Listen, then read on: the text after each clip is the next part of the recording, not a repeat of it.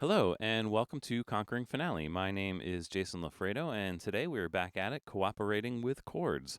We are going to look at some of the positioning options for chords and also the hiding options for chords. When you click on the chord tool, if you're using the manual input, what you'll see is all of your chords will get handles. Now, with those handles, you can simply drag the chord around anywhere you need to. We can also use the up and down arrows, the left and right arrows to sort of nudge them any which way. What's nice is that we can also grab a whole bunch of them just by lasso selecting, and we can move those chords. And if one of them had been moved, you'll see that they will move in parallel like that. So that's another option. We can also move the chords directly with the selection tool and just grab a hold of a chord and move it. However, you can only do one at a time like this, so you can't actually, you can't lasso select a bunch of chords like this. So the selection tool will only allow you to do one at a time. Some other options for dragging. If you hold down the Option key and drag a chord, what you're doing is you're keeping the attachment point the same. You can see that that long attachment point is still connected to that chord. If I were to drag without that, you can see that the chord would actually move into the fourth beat of that first measure, which may or may not be what you want. Particularly when you're dealing with some long suffixes, it can be possible that you need to move your chord symbol a lot, and sometimes the attachment point will jump, which will not be good if you end up moving measures from system to system. So just be careful. That Option key will always keep that attachment point the same. The Command key, if you hold that down and drag, what that does is it unlinks the chord from the parts in this case. So you see it turn orange. And now that adjustment that I made here in the score, if I go into the guitar one part, you'll see that it did not get adjusted. It was sitting at the last place that I had it before I unlinked it. And if we do make some manual adjustments, we can always remove the manual adjustments by right-clicking to get to this contextual menu. And we can right-click it, and it will go back to where it was. Also, in this contextual menu, we have the unlink and relink in parts options here. So if I want to go back and relink that, it will turn black again, and now the chord is relinked between the score and the parts. We can also select a bunch of them at once, select just these two, and go back to remove manual adjustments, and it will remove manual adjustments for all of those. That contextual menu also exists from the selection tool, so we can do the same thing. If I right-click here, I can remove manual adjustments. Again, you still have to do that one at a time, though, in that case. The other way to remove the manual adjustments is if you have one or a bunch of them selected. If you have an extended keyboard, you can press the clear key, and it does basically the same thing. If you don't have an extended keyboard, at least on a Mac, the keystroke combo on a laptop is Function Shift Delete, and that effectively triggers the clear key, so that will do the same thing.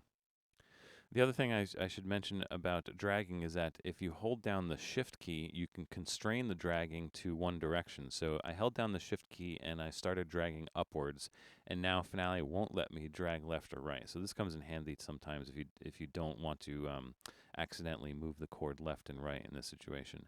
And this could be done with a bunch of them, although I found that the trick to this is that select everyone except the last one here, and then hold down Shift, and then click it, and then drag it, because otherwise shifting also deselects something. So, all right, so you can Shift drag to constrain the dragging, and we can do left and right as well, and that will prevent you from accidentally moving the chords up and down.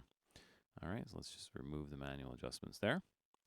Another option available to us with chords specifically is the option to left align the chords, and this can be found in the chord menu. About halfway down, there's an option to left align chords. Now, this will be a little bit more noticeable when you have longer suffixes, like this B minor 7 flat 5 chord here. You'll notice that all of that suffix gets sort of scrolled out to the right there, but the B is sort of left aligned to the left edge of the chord, versus unchecking that, and you'll see that the chords are all centered on their rhythmic positions. Now, occasionally you run into situations like this in my piano part here, where the suffixes are so long that they sort of run into each other. Well, there is a automatic way to fix this. If you go into the Document Options and look for music spacing, there's this section up here to avoid collisions of, and by default, out of the box, Finale will not check the chords right here. But if you check that and respace your music, what you'll see is that Finale will automatically avoid the collision of those chord symbols. Now, I caution you about using this because occasionally if you end up with a long chord suffix, like let's pick something really ridiculously long here, minor 7 add 13, and it will still overlap until I respace. There we go. It's dutifully avoiding the collisions of these chord symbols, but the effect is that it's creating this really weird-looking spacing for the actual notes, which is not quite ideal in my opinion. So most of the time for me, I actually leave this option unchecked and allow the chords to overlap and then make a manual adjustment in situations like this just to kind of offset the chords a little bit. And I think this is much more understandable than having that weird spacing of the notes all spread out like that. So you can see that the chords in the piano staff itself look a lot better like this. Now, just like lyrics and expressions, chords have bass lines.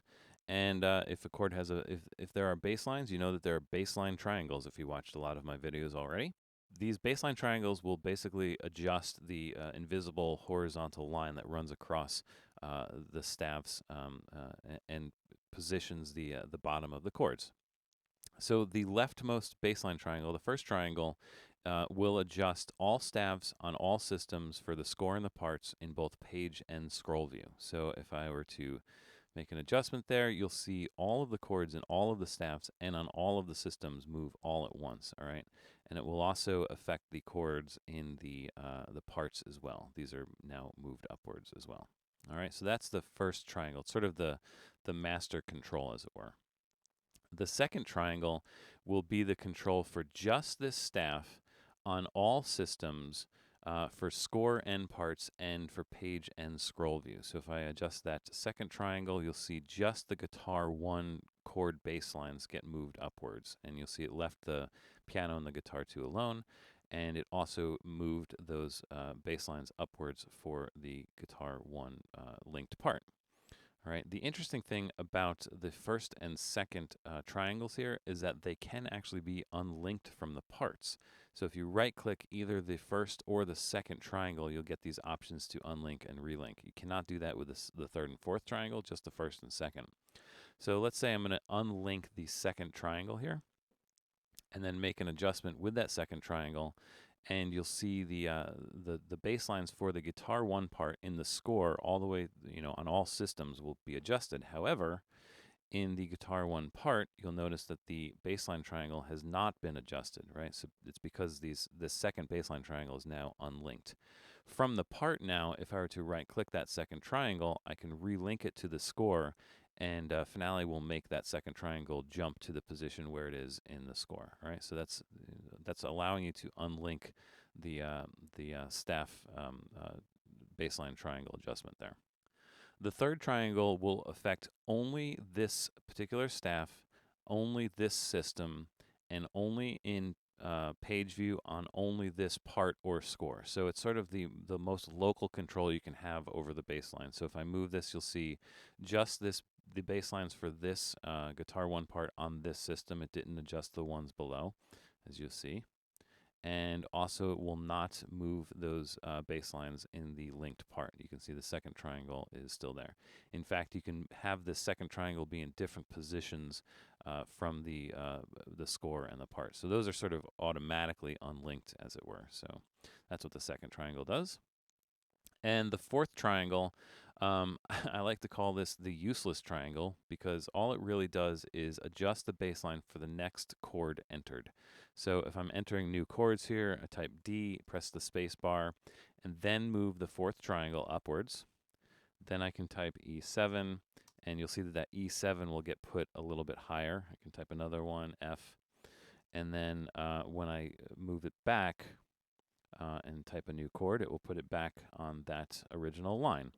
Now, I call this useless because literally all this is doing is creating a manual adjustment to these chords. In fact, if you select them and just remove manual adjustment, you'll see that it will just go back to the original bass line. So again, I'm not 100% certain of the usefulness of that fourth triangle, but it is there if you really want to use it.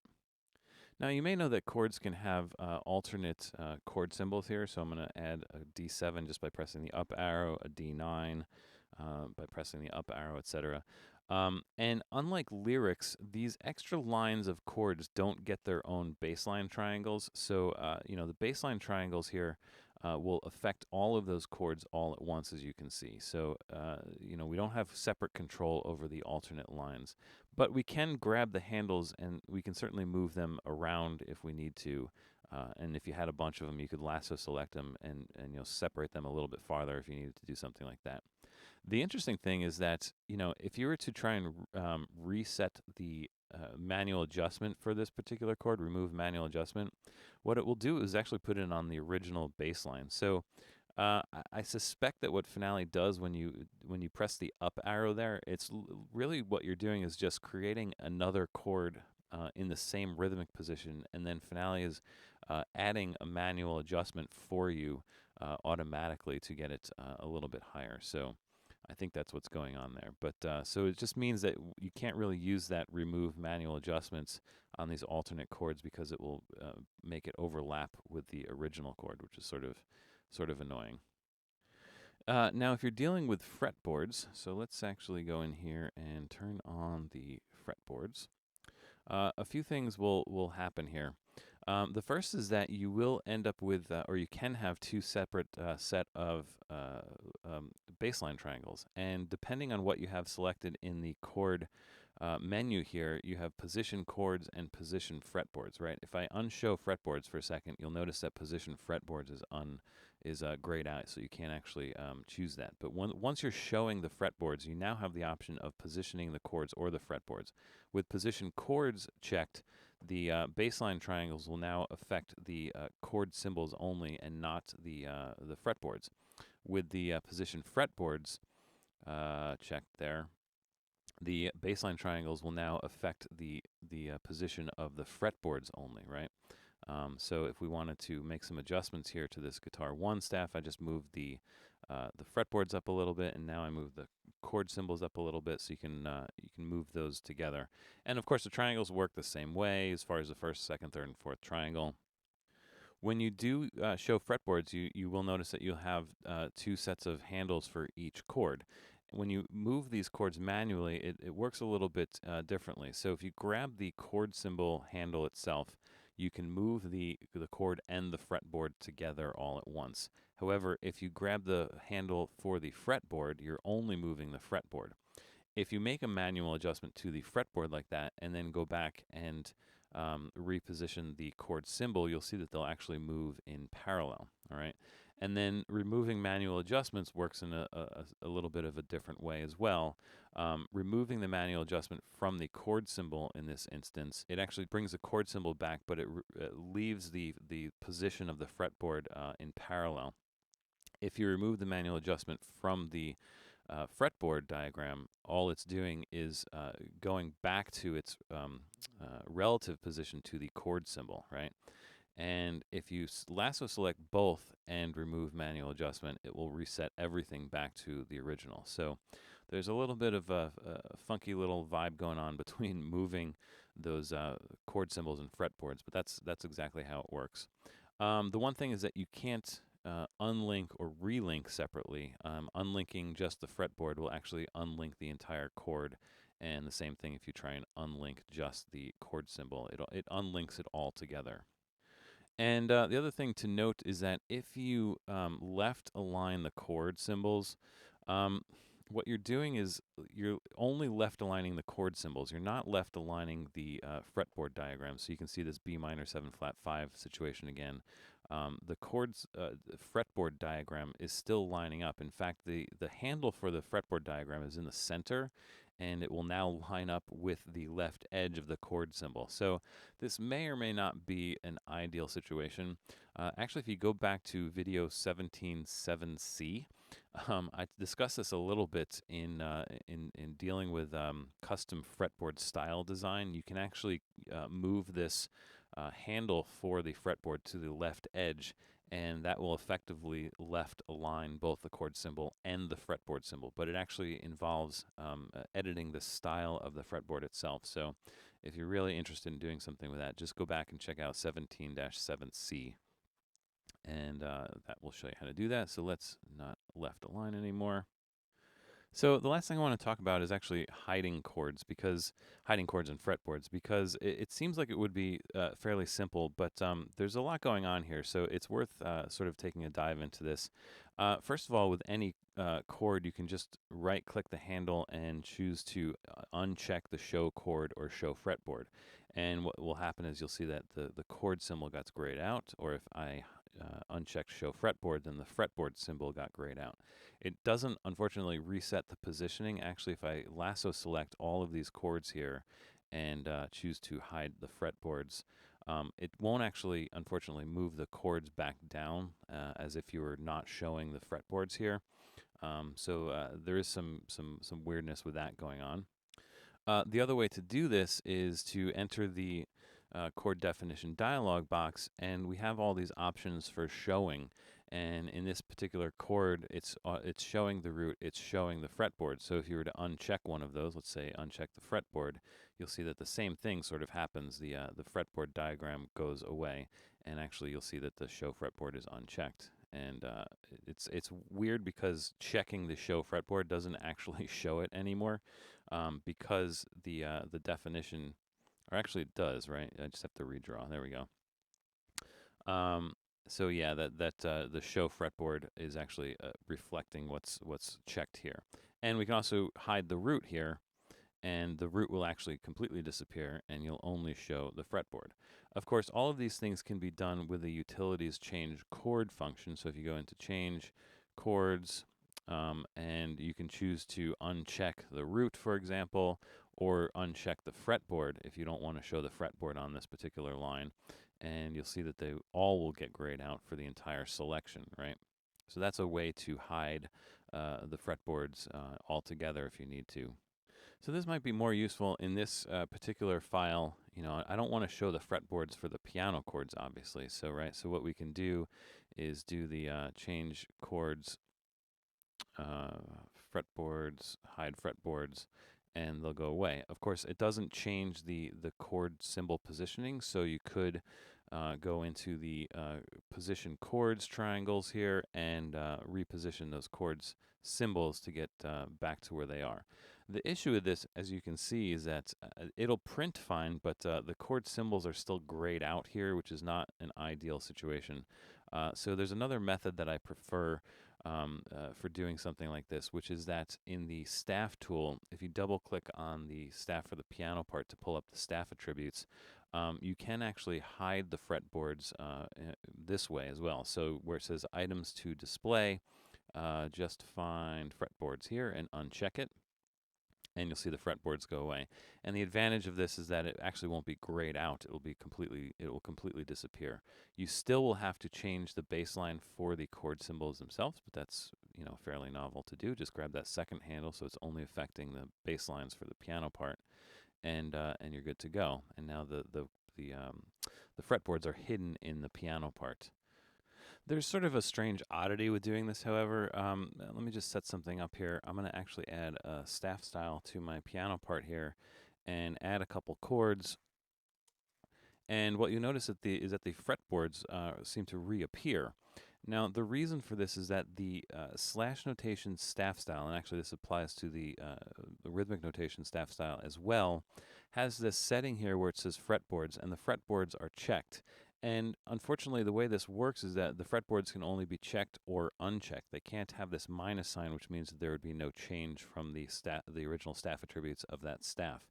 And the reason why this can either be only checked or unchecked has to do with the fact that the staff slash notation uses an alternate notation style. And within that alternate notation style, it's telling us to either show the fretboards or not show the fretboards or the chords. Works the same way. There is no, again, there's no minus sign in this particular option for the alternate notation of the slash notation.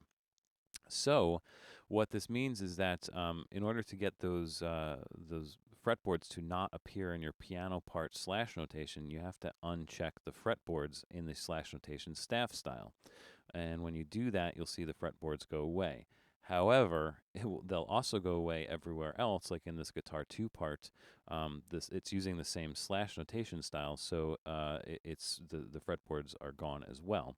So technically, the better way to do this is actually to create a new staff style, basically a duplicate of the slash notation that doesn't have the fretboard showing. So if we choose new slash for piano and choose the same options here, the settings slash notation, but then don't show fretboards here, and that will be unchecked here as well. So now we have a new staff style called slash for piano, and then we can apply that slash for piano, and you'll see that you won't have your fretboards in this slash notation, but you will have it for the slash notation in the guitar 2 part. So it gets a little complicated there when you're doing something like this, but that's kind of the workaround or the way that you have to do that.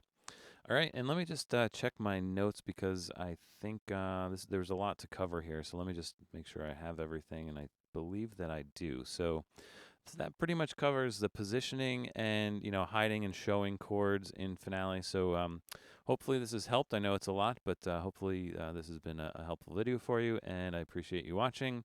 And once again, I will see you soon on the next video.